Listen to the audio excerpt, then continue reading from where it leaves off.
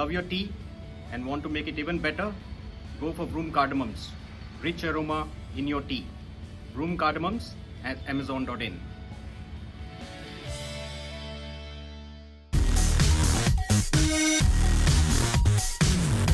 If I ask you, who is your favorite Avenger? Some of you will say, come on, that's a discussion for the kids. We are adults. We don't discuss such things. But even as adults, we have enjoyed the vision of Marvel Cinematic Universe immensely. The kind of movies they have created, the kind of scale that they have had, they've enthralled us with different stories, interleaving of stories, multiple characters, and all of them being fascinating in their own way. So if I have to answer that question, some of you will say, it's Tony Stark, Iron Man. He was the best Avenger. Others will say, no, it's Captain America, Steve Rogers. Some will even point out that it could be Bruce Banner, Hulk.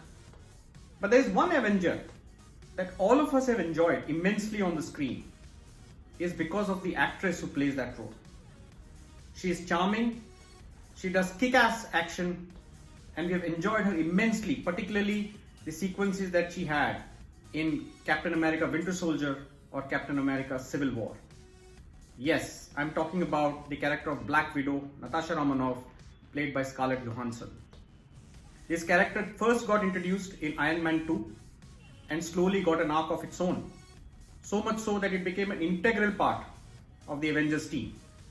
And then finally, the character's arc came to an end in Infinity War.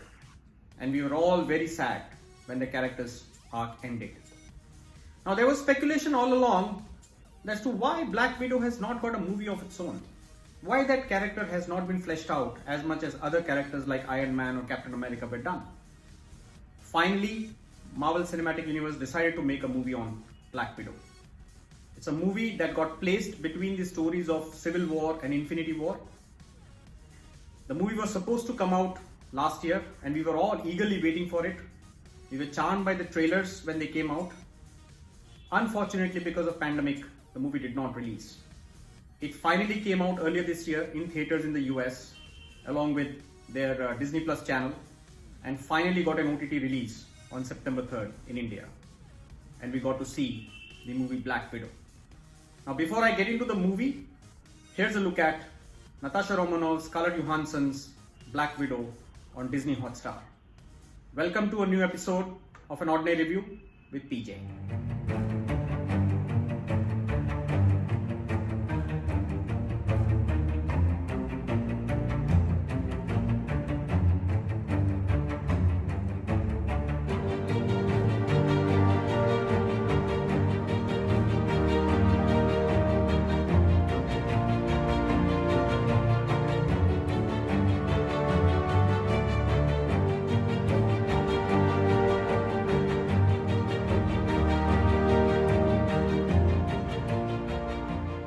Now we all know that Natasha Romanoff, Black Widow's character, does not have any superpower.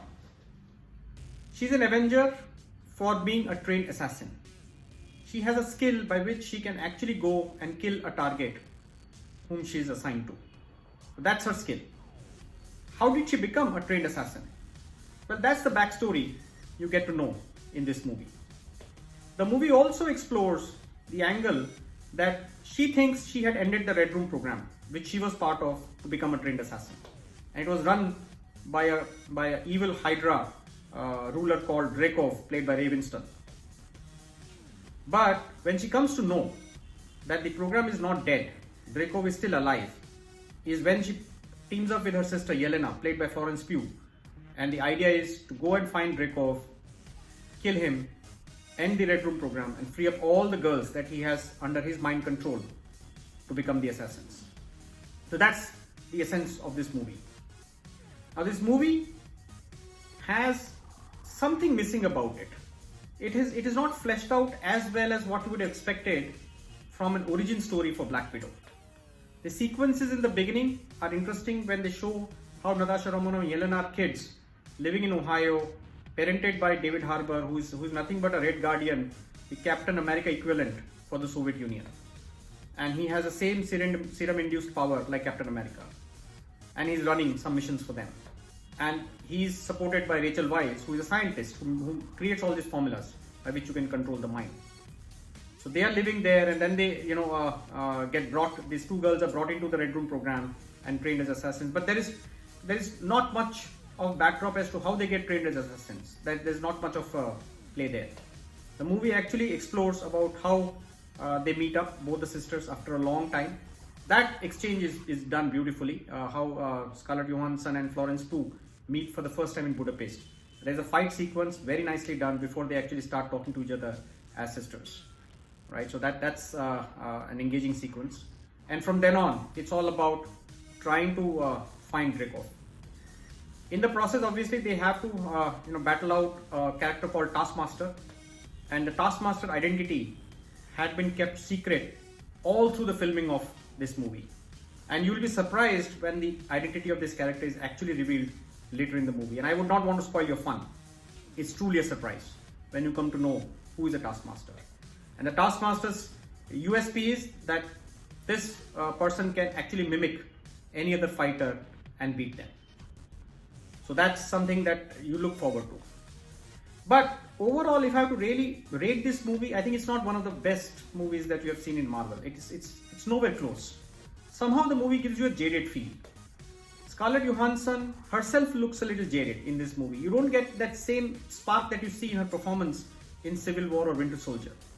Now, I don't know if it is because her character ended the arc in Infinity War, and this movie has been shot after that, whether she lost a little bit of an interest in playing this role. Somehow, you don't get that spark when you see Scarlett Johansson in this movie. In fact, the character that really outshines everybody is Florence Pugh as a sister Yelena.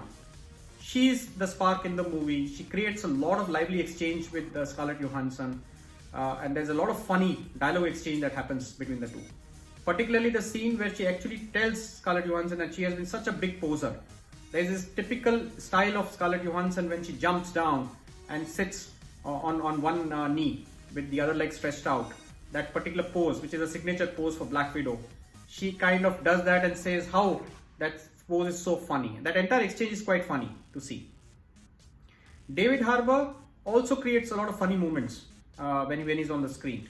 With all his Russian accent and the dialogues that he says, he has a little bit of a funny element to the movie. Rachel Weisz doesn't have much of a role, but she creates an impact whenever she's there. The disappointing aspect of this movie has been that there is no strong adversary in this movie, which really challenges the character of Black Widow, and also in terms of the fight sequences that take place. Now, Taskmaster is supposed to be that adversary, but somehow you never get that spark, as I said, whenever the Taskmaster and Black Widow are fighting. So that part is a bit of a disappointment. The end, as usual with Marvel movies, is overdone. A lot of explosions, a lot of fights, but somehow you have lost interest by then in this movie. So I would say it's not one of the best Marvel movies to come out. An average fare.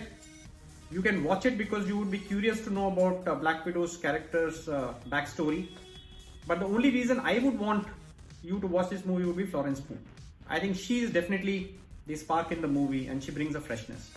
And in my view, while the Black Widow's character, Natasha Romanoff's character, comes to an end, so sort of this is, while it's a backstory for her character is actually fading away. And whereas Florence Pugh's character, Yelena, is actually coming in, and that could be the origin story for her as to how she would possibly be the future in the Marvel Cinematic Universe. And there is an end credit scene which gives you a glimpse as to how this character's arc would move forward in Marvel Cinematic Universe. So as I said, it's an average movie. You can definitely check it out if you are interested to know about Black Widow and obviously want to see Scarlett Johansson on screen. But if for nothing else, do check it out for Florence Pugh's performance, which I think is much more impactful than Scarlett Johansson's. So thank you for watching my reviews. Thank you for subscribing to my channel and watching my reviews. I look forward to bring more interesting reviews for all of you. Till next time, do take care of yourselves, and bye-bye.